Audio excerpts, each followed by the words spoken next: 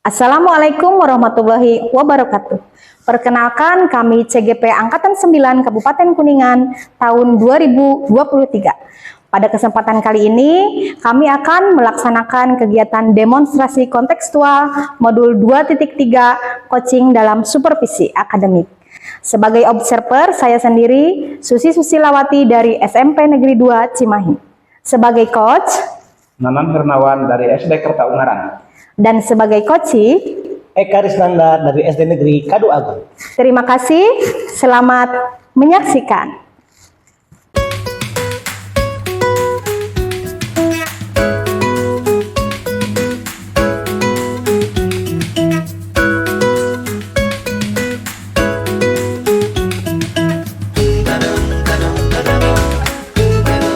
Assalamualaikum Pak Nanan. Waalaikumsalam Bu Susi. Iya, selamat siang. Selamat siang juga.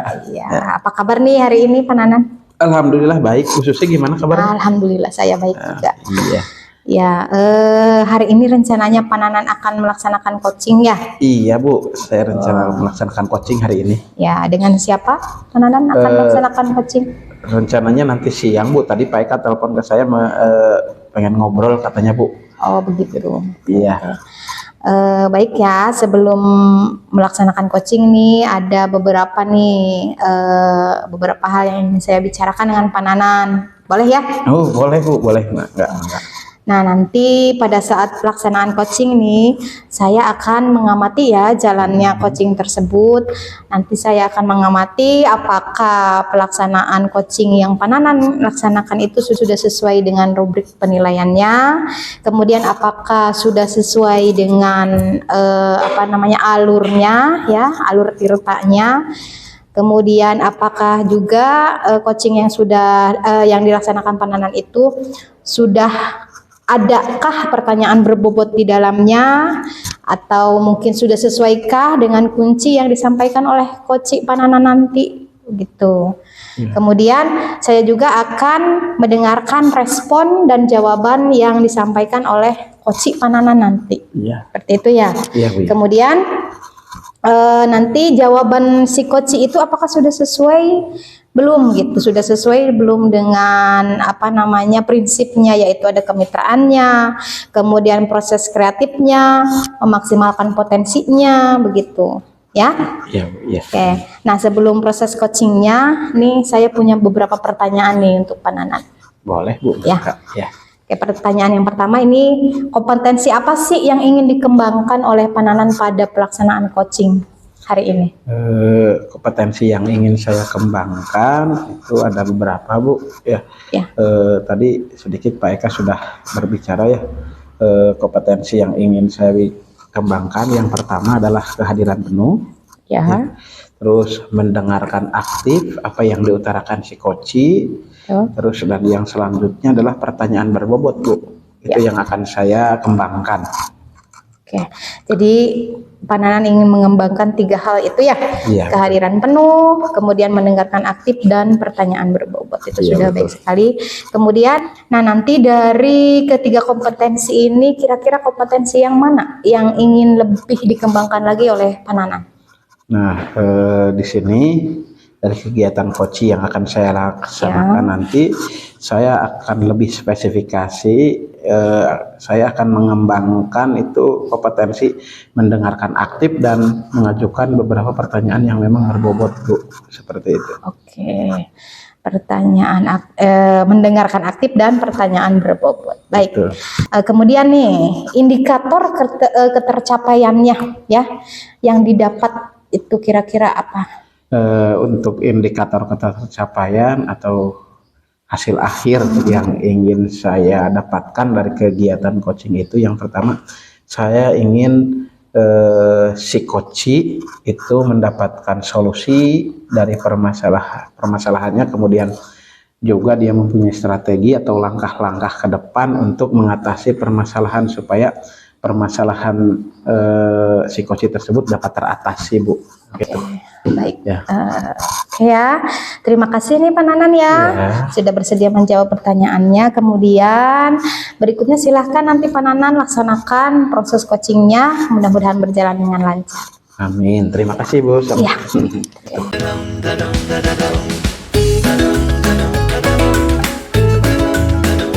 Assalamualaikum Pak Eka. Waalaikumsalam Pak Nanan. Selamat sore Pak Eka.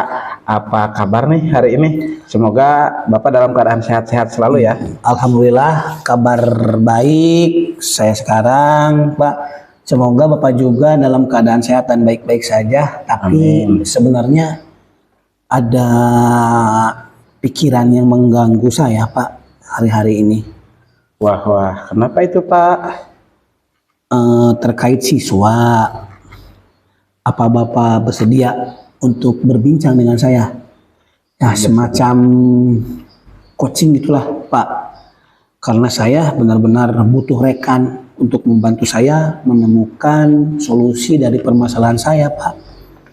Siapa tahu Bapak juga memiliki pengalaman yang sama dan bisa memberikan solusi untuk mengatasinya Pak. Tentu saja boleh dong.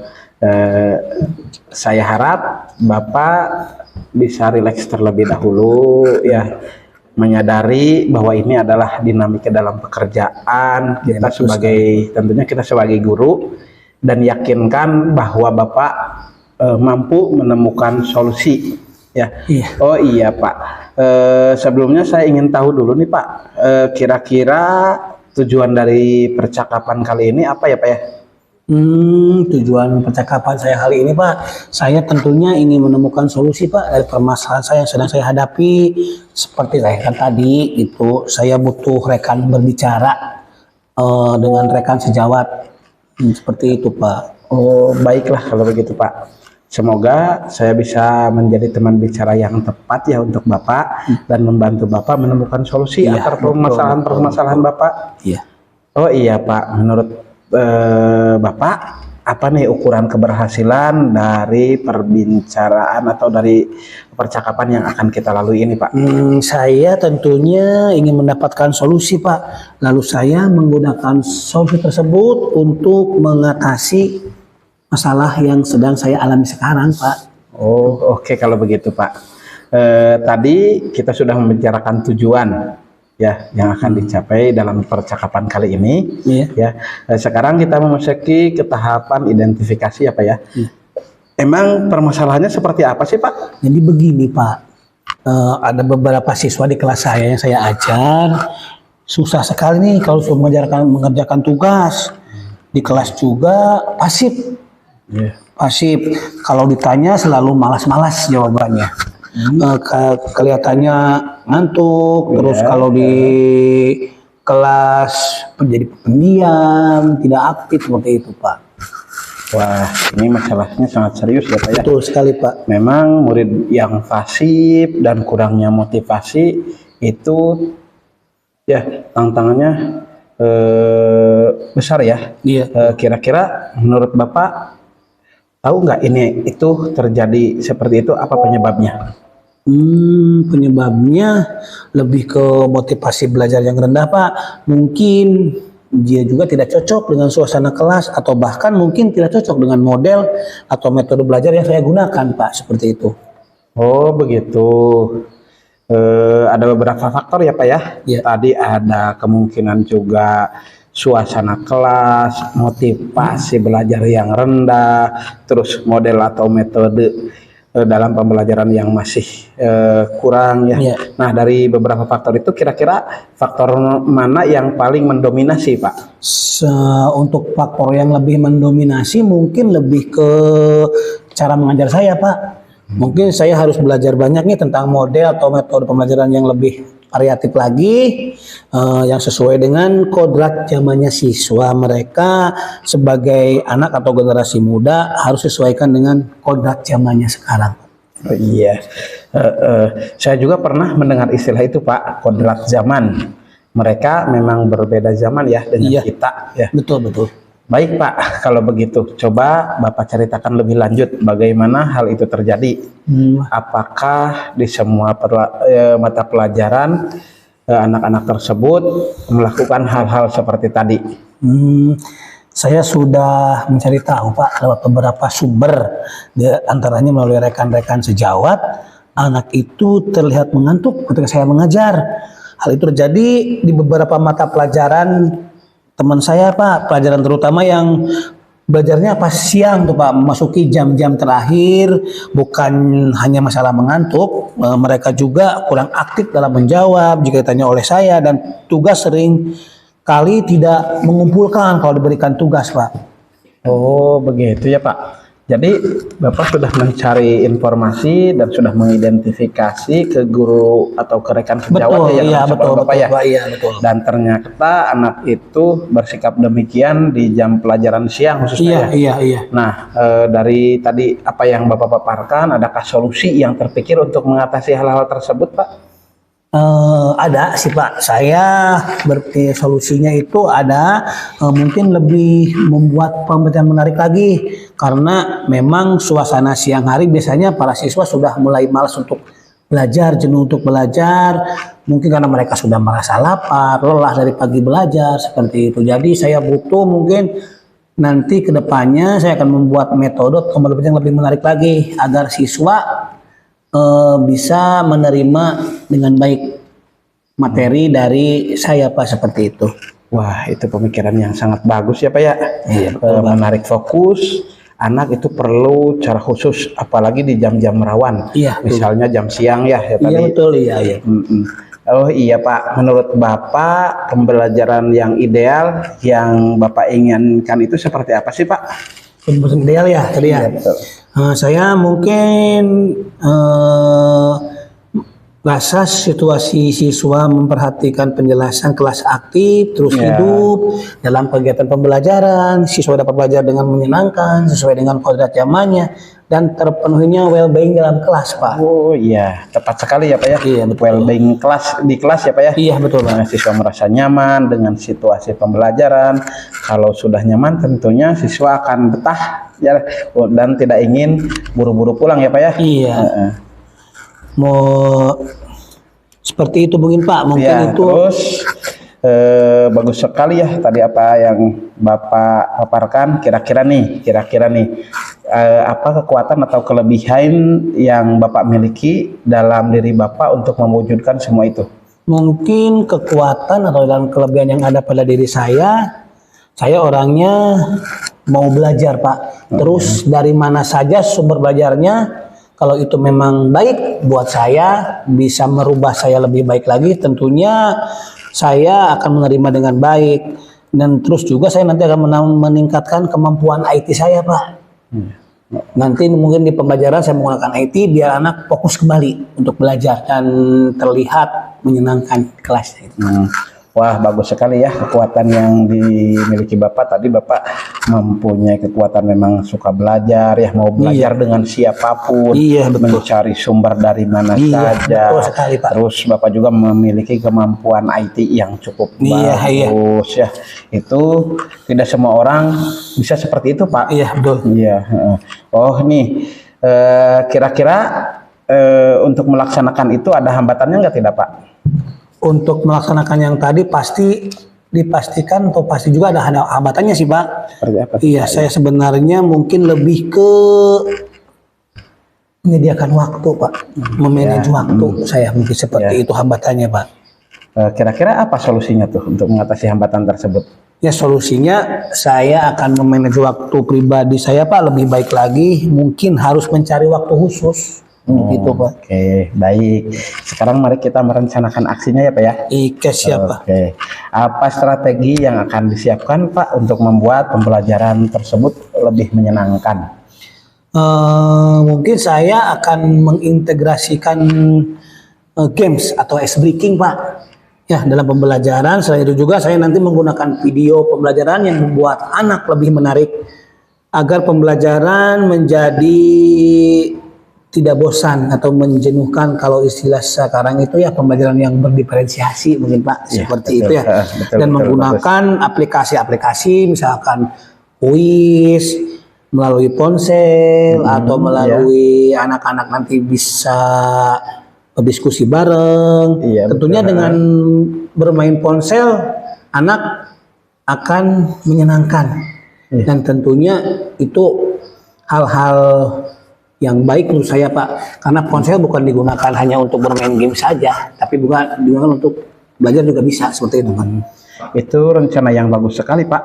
Ya, anak-anak memang sangat menyukai ponsel Iya, ya. betul. Nah, kalau pembelajarannya melibatkan ponsel, tampaknya mereka akan senang sekali ya Pak. Oke, siap. Bahkan pada zaman sekarang kadang-kadang si anak itu sukanya di rumah itu main ponsel. Iya, terus, betul, ketika betul. kita kaitkan dengan kegiatan pembelajaran ya memang sangat menarik ya Pak ya. Iya betul. Adakah prioritas yang dimiliki untuk menyiapkan rencana aksi ini Pak? Ya, untuk skala prioritasnya mungkin saya akan mencari sumber-sumber belajar dari YouTube Pak. Dari YouTube juga sosial media tentang games-games yang menarik untuk pembelajaran serta model-model pembelajaran yang menarik agar nanti saya bisa menerapkannya di kelas dan membuat anak suasana hatinya menjadi senang. Ya, wah itu sangat bagus dan kreatif Pak, menciptakan suasana yang baik dan itu sangat penting ya, untuk memastikan murid bisa mengikuti pembelajaran secara bermakna. Nah, apa ukuran keberhasilan rencana aksi Bapak ini? Ukuran keberhasilan saya untuk rencana saya Pak, mungkin menjadi anak siswa lebih semangat lagi, tidak mengantuk dan mau mengumpulkan tugas-tugasnya tepat waktu, tidak malas-malasan lagi. Oh, baik, semoga tercapai ya. Iya Pak, amin amin. Sekarang kita memasuki ke tahap tanggung jawab ya Pak ya. Apa komitmen Bapak terkait rencana aksi ini? Saya berkomitmen untuk terus belajar dan berlatih terus, di antaranya melatih diri saya supaya bisa mempraktikkan game dan ice breaking yang lebih menarik, mempelajari aplikasi-aplikasi yang kekinian, memahami penggunaannya seperti apa, dan saya bisa memberikan pembelajaran yang menyenangkan kepada siswa. Wah, luar biasa komitmen Pak Eka ini ya. Semangat terus, semangat berlatih terus ya Pak Eka. Iya, siap. Kira-kira nih untuk menjalankan semua itu siapa yang akan membantu Bapak untuk menjaga komitmen tersebut? Tentunya yang akan membantu saya ada rekan sejauh sekolah saya Pak. Saya akan mengajak rekan saya, melihat saya mengajar seperti apa, dan saya akan meminta pendapatnya untuk memperbaiki dari rekan sejawat itu Pak. Baik Pak, komitmen kita tentu perlu dijaga ya Pak ya.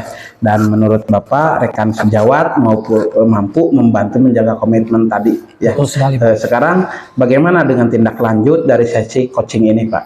Saya tindak lanjutnya setelah coaching ini saya akan terus berlatih, mencari referensi sebanyak-banyaknya, tidak akan berhenti sampai di sini saja karena sudah di coaching.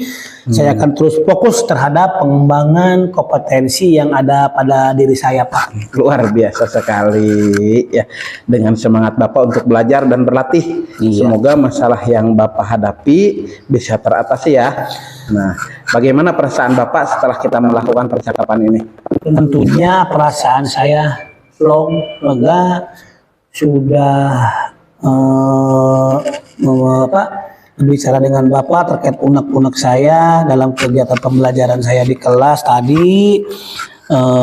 Sekarang jadi lebih lega lah Pak, intinya perasaan saya udah plong lah, bisa menemukan solusi setelah berbicara dengan Bapak. Oh iya Pak, alhamdulillah ya kalau begitu. Iya. Semoga apa yang direncanakan Bapak berhasil ya Pak ya. Iya. Dan Bapak harus terus semangat. Iya. Amin amin Pak, amin. Apa sesi coaching kali ini cukup Pak? Saya rasa sudah cukup Pak, sesi coaching ini. Baik kalau begitu. Kalau begitu kita akhiri aja coaching kali ini. Assalamualaikum warahmatullahi wabarakatuh. Waalaikumsalam warahmatullahi wabarakatuh.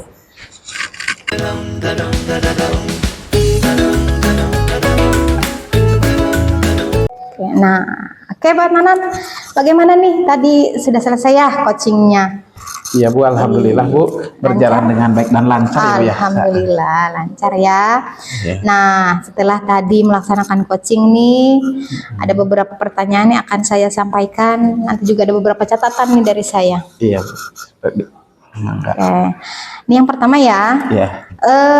Apa saja nih yang sudah didapatkan oleh Pak Nanan dari proses coaching terkait tadi indikator ketercapaian yang diinginkan?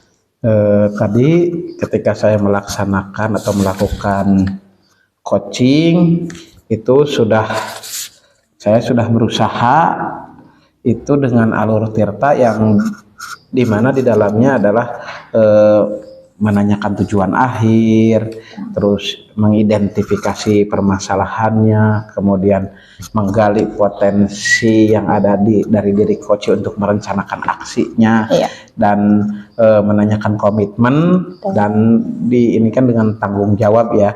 Kemudian saya juga menggali potensi dari coach agar bisa menemukan solusi-solusi atau dari masalah yang dihadapi oleh beliau, seperti itu, Bu. Oke, tadi juga saya sudah amati ya, Pak Nanan ini sudah berhasil gitu, sudah bisa melakukan proses coaching dengan alur tirta gitu ya. Itu sudah baik sekali. Kemudian nih ada beberapa catatan dari saya untuk Pak Nanan ya. Yang pertama tadi Pak Nanan baik sudah bisa melaksanakan coaching dengan alur tirta yang benar. Kemudian Pak Nanan juga sudah bisa di dalamnya itu tadi ya ada yang menanyakan tujuan, kemudian identifikasi permasalahan, kemudian ada lagi tadi tanggung jawab, rencana aksi dan lain-lain. Nah, kemudian Pak Nanan juga sudah berhasil nih di situ bisa menumbuhkan rasa tanggung jawab dari si coach gitu ya, agar rencana aksi yang akan dilakukan oleh coach itu dapat berjalan dengan baik gitu. Dan tadi juga saya mendengarkan percakapan Pak Nanan dengan coachnya, yaitu Pak Nanan sudah bisa fokus pada coach, kemudian kehadiran juga sudah penuh, kemudian juga bisa mendengarkan dengan aktif ya. Kemudian juga Pak Nanan itu sudah bisa menanyakan pertanyaan-pertanyaan yang berbobot begitu. Jadi sesuai dengan kata kunci yang disampaikan si coach. Seperti itu ya.